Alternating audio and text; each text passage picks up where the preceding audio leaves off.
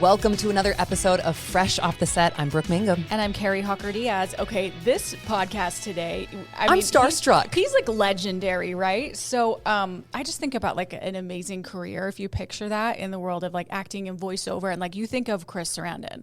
Yeah, and if you don't know who that is off the top of your head, he's Chris, it's Humperdinck. It's Prince Humperdinck. Yes, from Princess Bride. Yes. Okay, so he was also the voice of Jack in The Nightmare Before Christmas. Iconic I watch role. it every year. Yeah, and like I feel like he plays like a bad guy in Princess Bride, but like he's a nice guy. I was just going to say, he is like plays such an iconic bad guy in that movie. That's like my childhood. I've just started having my daughter watch that movie. It's so great. And he's so, you just want to hate him in that, but he is such a delightful, good guy. He is. And he's so handsome. And I think about, like, we were just looking through his IMDb page and like everything that he's done over the years in his career. I think about like our careers, of course, like very different, but was there a changing point in your career? Like, what would you say, like, turn things around, or like, was there anything that you can think of? Oh, I honestly, it's like every single day I'm like, wow, I get to do this. Like, They is let me anybody in the paying building. attention? But just, I would say there is such a different thing as aging and growing up in the public eye. I know you started doing acting and things like that at a young age. I was the same way, and like going through broadcast school. It was like kind of learning how to be a grown up in front of people. It's kind of an interesting facet of life. And then going into motherhood and things like that. And you're like, I still see myself as, I should be a lot better at this, right? I'm like, I should be an authoritative figure. We should be better. Be so much better at this. I'm always amazed that the doors are unlocked when we walk in this building. I know. I'm like, gosh, nobody's paying attention, are they? But it is like experience. I feel like we are better in interviewers because of our experience and the life that we've been through, because we can relate to a lot of things that people talk about when they come on our show. And talk about a crazy life that Chris has been through. He has been through the ups and downs in Hollywood, living in the public eye, one of the most like famous marriages and things like that. Yeah, he was married to Susan Sarandon. There you go. Just casually. Just one of the things he did. Yeah. Well, should we get a listen? Let's do it. Okay. We are so excited to be joined by the legendary, I am using that word correctly, Chris Sarandon, known for his iconic roles in The Princess Bride and The Nightmare Before Christmas. Chris is also the host of the popular podcast Cooking by Heart. Chris is here to dive into his impressive career, love of food, and life beyond the spotlight. Chris, welcome to the show. Well, thank you, Laura. It's great to be here. Thank you for having me. We are so excited to have you. And I am using, like, literally when I saw that we were going to interview you, I was over the moon. You have such a diverse and iconic career in both the film industry and voice acting. Looking back, what role or project do you feel most shaped your career? Well, that's a very complex question. Because I'm the starting first off thing difficult. the first thing that I would say would be being a father and being a husband. 3 times being a husband and being a father of 3 kids and now 9 grandchildren. And shaped in the sense that they have always been my first priority. So. And I didn't obviously know that when I started, but that they would become that over time. So they have been the constant in my career in terms of decisions I make and the roles I take and the times I choose to be away from home and or not be away from home. But if you're talking about just, what's the play or what's the movie or the television show, it's probably the very first time that I played a lead role on the stage when I was in college. I love it. Because it set me on the path. It told me this is what your life is going to be. And it was a play by Molière, the great French comic playwright of 16th, 17th century. I'm not sure. At any rate, 16th, I think. At any rate, and it was a role called Tartuffe, and I got to wear a wig and a fake nose, and it was a very, very much a college production. But it was also the first time that I was out there, and God, this feeling, I've never had it before, and I want to keep having it for the rest of my life. This was the idea that this was going to be my career, and it wasn't about. It's never been about being famous as much as it's been about I want to do this thing that I'm doing now because it has such a profound effect on me and sometimes on others. It really does. And I mean, truthfully, what you said first about being a father, I understand that I had a baby 10 months ago. And congratulations. Thank you. Yeah. And that role as a mother has shaped my career now and my life. Absolutely. And you also talking about college. Truthfully, I am grateful, and I know there are so many other people who have watched your work, listened to your work, that are so grateful that you shared your talents with all of us, because truly sharing talents and what you've done, the art of acting really can bring smiles to people's faces, can make them feel joy, and that is what you've done in your. Thank you. I hope that in a small way it has. And I'm more aware of it. You and I were speaking before we started recording about the Salt Lake City Fan X, which I have attended several times. And I do occasionally go out and do Comic-Cons and do autograph signings and personal appearances. And it wasn't until I started doing these shows that I really had the profound and humbling experience of talking to fans and having them express just how important the work that I've been a part of has been to them, and how much it has affected their lives. And so that's an extraordinary experience. It's really quite something. I love that. I mean, I look back to when I was younger. My little brother, he's taller than me, so I guess he's younger than me. I'll call him my younger brother. Yeah, right, younger brother. The effect that The Princess Bride had on my sweet little brother. Even how great. To this day. And you did that. And I mean, not just that role, you voiced Jack Skellington in The Nightmare Before Christmas, and that role resonates with fans every single year. I mean, Disneyland and Disney World changed the Haunted Mansion to The Nightmare Before Christmas. I know. People are decked out in Jack Skellington stuff. You brought that voice alive to such a beloved character, like stepping into that. Well, at the time, it was a job, essentially. I went in and I auditioned.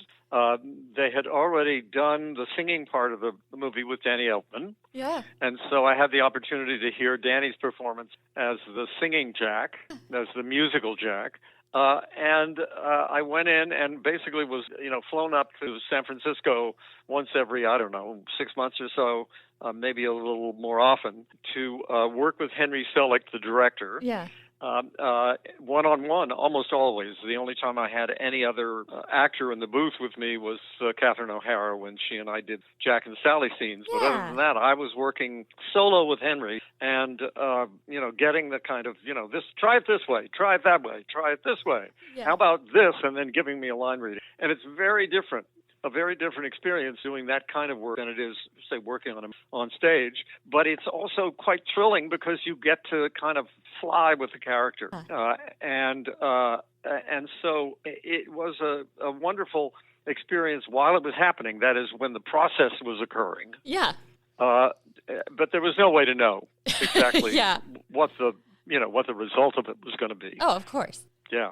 Oh, well, what was it like? I mean, like you said, you did a lot of work, by yourself in a booth, but what was it like working alongside people like Catherine O'Hara and Danny Elfman? Well, I never worked with Danny. Oh, okay. Just hearing him sing? Yep. Just heard the voice. And in fact, didn't meet Danny until, about 6-8 months ago when we did a Comic-Con together.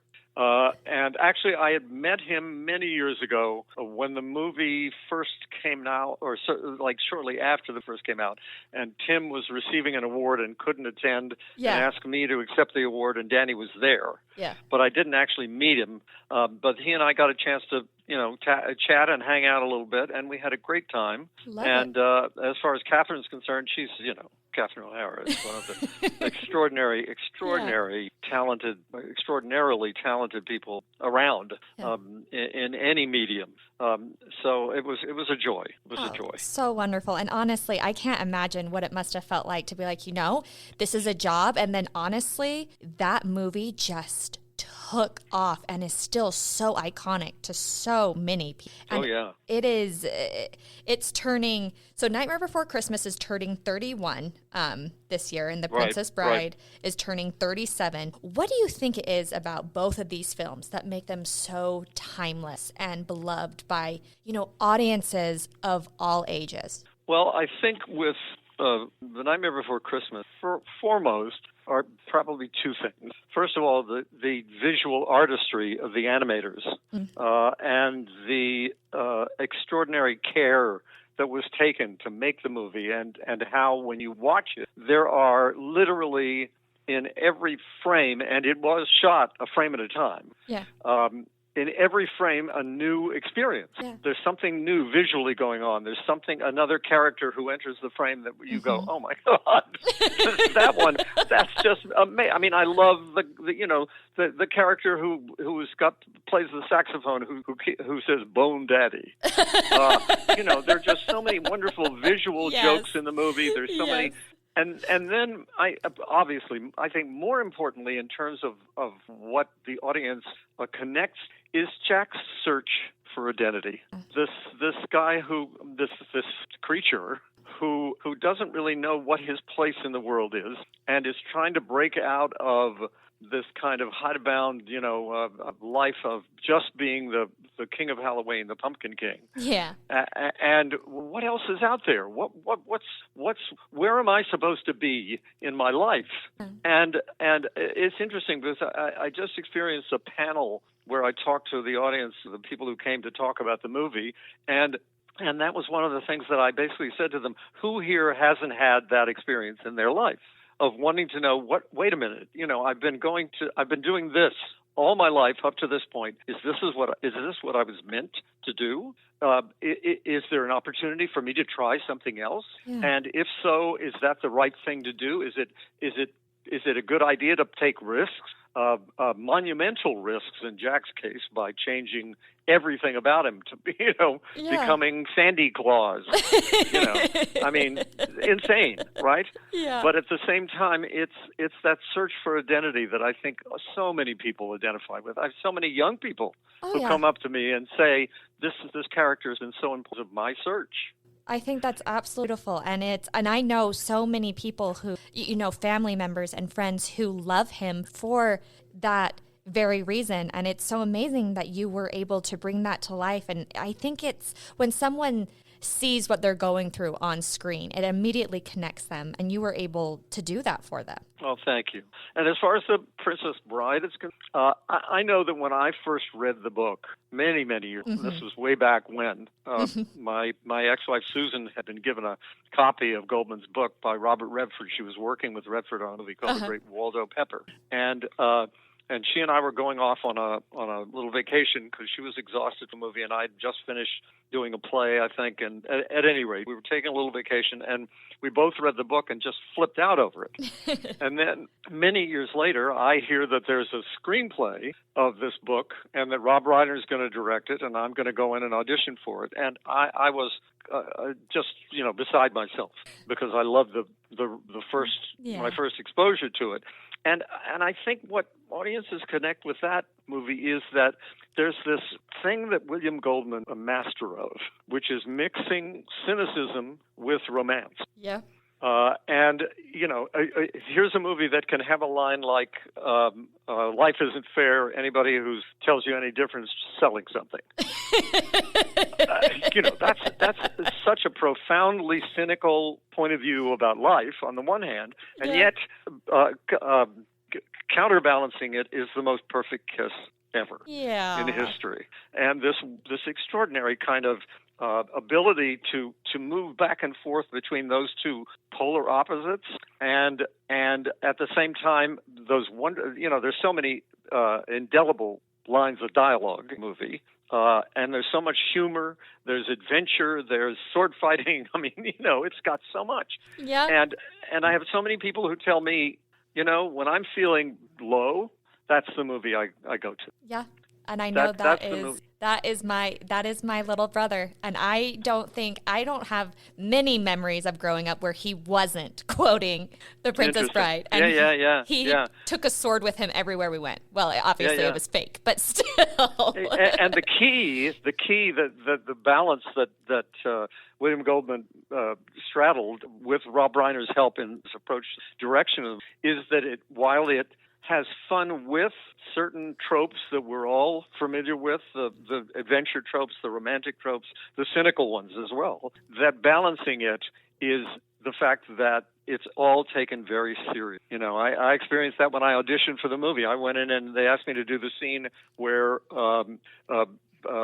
Buttercup threatens suicide. Right. And Humperdinck says, I hope you'll consider me as an alternative to suicide. Yep. Well, that line exists on so many different levels. And when I said the line, Rob Reiner guffawed. He was out of his mind laughing, right?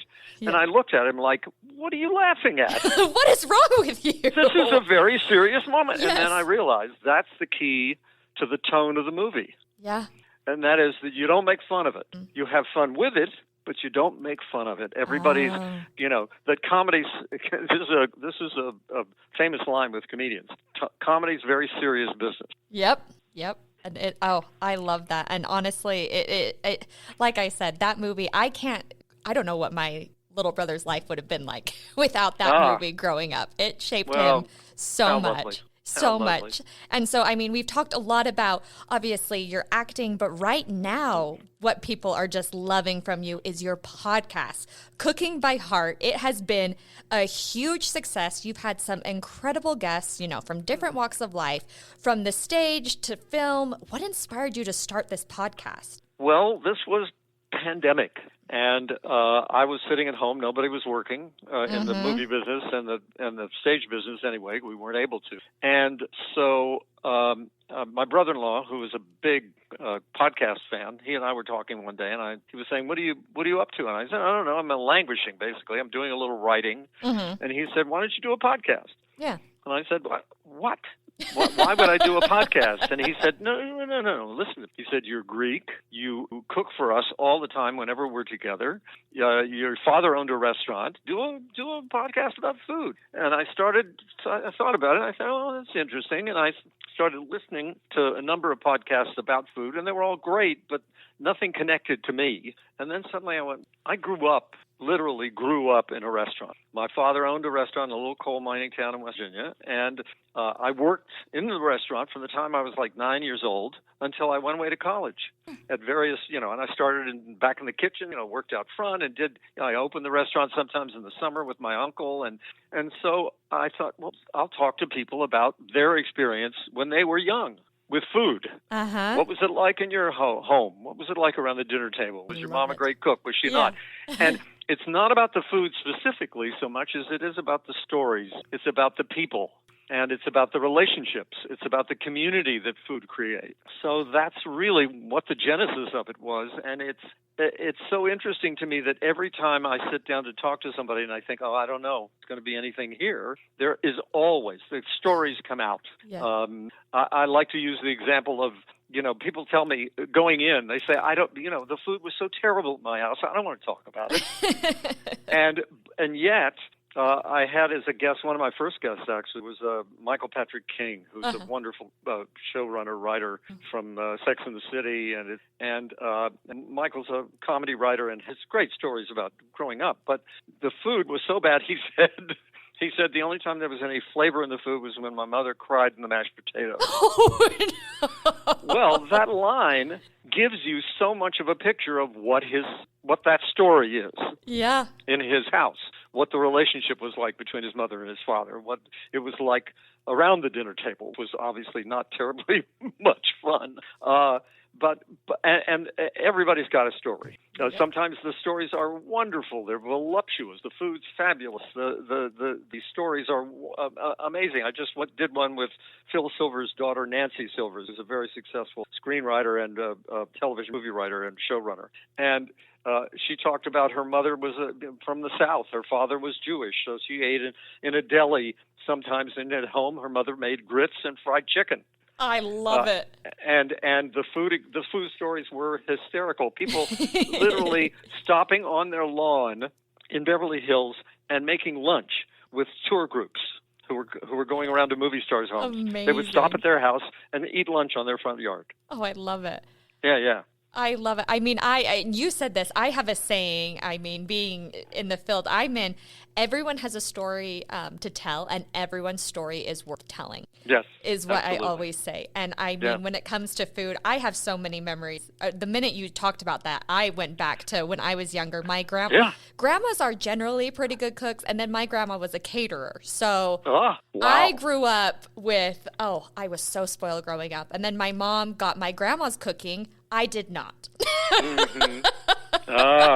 Interesting. So I didn't. Yeah, I get a lot of grandma. Yeah, I get a lot of grandma talk. Yeah, about how influential grandmas were in terms of the food in the house and what was served and how. Well, anyway, yeah. I love that. I get it. Yeah. So amazing. And I mean, you've talked about a couple of episodes, but what have been, some of your most memorable ones? Oh gosh. That's like saying which of your children is the most interesting. What's the first one that comes to your head? I've gone from, as I mentioned, Michael Patrick, comedian, Mario Cantone, the casts of almost all the movies I've been in, the memorable ones. I've done, episodes with them. I've done episodes with my wife, Joanna. I did one with her. I did one with my kids, all of whom are great cooks. The chefs, particularly, I guess, I think if you're thinking of one memorable one, it would be with the great Jacques Pepin, who did a live episode with me here at the Sacred Heart University Theater, and the idea that here's a man who really brought French cuisine to America and then refined it over the years that he's been active, and has become the touchstone really for great fine dining going forward from the time he came to this country, and is still active in his late 80s, with his television show on PBS, but at the same time maintaining this kind of humility and is the most humble, extraordinary gentleman that you'd ever want to meet, and at the same time this protean figure. It was an extraordinary experience and one that I will remember forever. Yeah. I mean, I hear that name and I immediately want to be at the table where he's cooking food and serving food. I've had Alice Waters was a guest of mine. She was the final guest of last season. Lydia Bastianich, who's a great Italian chef who created Italy, the mega Italian stores that are all over the world. I know it well. Yeah. So I've been really fortunate in that regard. Oh, that is so amazing. And I mean, and it all sounds so delicious. Like I think of all these people and everything they've done and the stories that goes with it. Oh, and talk about stories. I mean, Jacques' story, for instance, that's the other thing. Grows up in wartime France. His mother forages for them because his father's in the French resistance. I mean, it's like from a great biopic. Yeah. His life has been, it's just been amazing. So many wonderful, again, it's the stories. Yeah. It's the stories. And stories are, what connect us. And that happens whether it's through a podcast or acting or food. Stories are that common thread that connects, all of the human race together. Yep. And how blessed are you to be, in so many different aspects of storytelling, so many different mediums. Yep. Oh, I love that. And you, I mean, Chris, you are, I think you're 82. You don't have to say yes or no. You show no signs of slowing down. What motivates you to stay so active, both creatively and personally, acting and the podcast? You keep going. What motivates you? It's interesting. One of my daughters, very much into the family history, has hooked me up with an online thing where you get questions about your past, right? And one of the questions was, what has been your life motto? And I thought about it for just maybe 10 seconds, and I just went, and I said this out loud to myself. I said, remain a moving target. And I don't mean that in a negative way. I don't mean that it's about bad things befalling you and having to avoid them. It's about whatever comes in your life, that you remain improvisational, that you remain nimble, that you remain willing to learn and curious, and also curious about not just things in your own life, but in other people's lives. And I think that's what kind of drives me, is that from the time I was a kid, and trying to, we're back to this whole theme of the Nightmare Before Christmas, but I was trying to forge an identity as I was growing up, because I was the son of an immigrant and in a small town in West Virginia, in a coal mining town, and there weren't people around like my parents. And so I only was striving to be somebody else.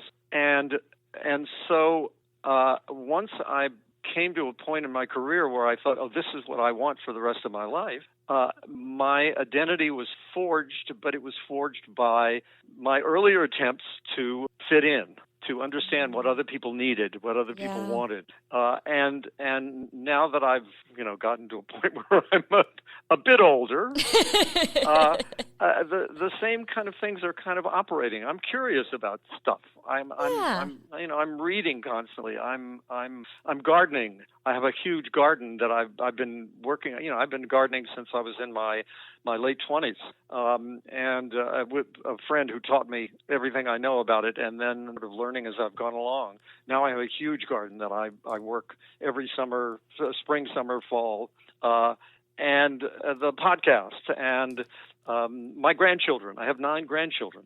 Love it. So, and they keep me nimble and inquisitive, and I have such a full life, and I have so much love in my, probably the most. I think having love of yours so very, and I think that quote of yours is brilliant. I love that, and I mean, speaking of that quote, gardening, everything, how important your family is to you, which I love, and I can relate to that.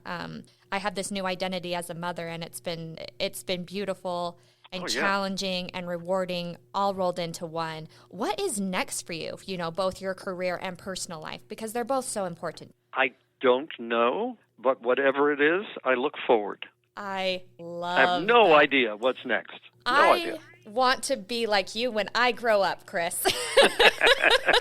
And to be honest with you, I don't know if I'm ever going to grow up. That's the other secret. That's the other secret, I think. I'm still that kid. I'm still that kid from West Virginia. I think our inner child never really leaves us, and I think it shouldn't. Yeah, I think a lot of people try to sublimate it, but it shouldn't. And I think that is one of the reasons I have so much fun with my baby boy, is that I'm still, that little kid at heart. Yeah. Oh yeah, and watch and listen to them too. Yeah. They're the creators. They're the ones who live a life of not really worrying about what anybody else thinks. But just doing. Oh, yeah. And they just wear their heart on their sleeves. And I think if we could all be as genuine and unashamed and open as kids, things would be, a lot better off. So, Chris, I have absolutely loved talking to you. Really fast before we wrap up, where can we listen to your podcast, Cooking by Heart? All you have to do is go to chrissarandon.com, And on the website are the links to all of the audio platforms and to the YouTube, because I record everything on video as well. So you've got, you can watch shows, you can just listen to shows in the car or on your phone or whatever, or you can watch and listen on your phone, whatever you choose to, or you can just look up Cooking by Heart and you'll go directly to the link. I love it. Well, I look forward to an invitation for you to cook for me, since everyone's saying you're such a great cook. I'll be waiting for that. Okay. All right. Thank you so much, Laura. It's been such a joy talking to you, Chris. Thank you. My pleasure. Thank you, everyone, for listening. Please remember to rate, review, subscribe, and we will catch you next time. Congrats, you made it to the end. If you want to continue to freshen up your day, you can watch us on Fresh Living every weekday on CBS Channel 2 in Utah at 1 o'clock. You can also watch us on our YouTube channel, KUTV Fresh Living, and follow us on social media. We will see you next week.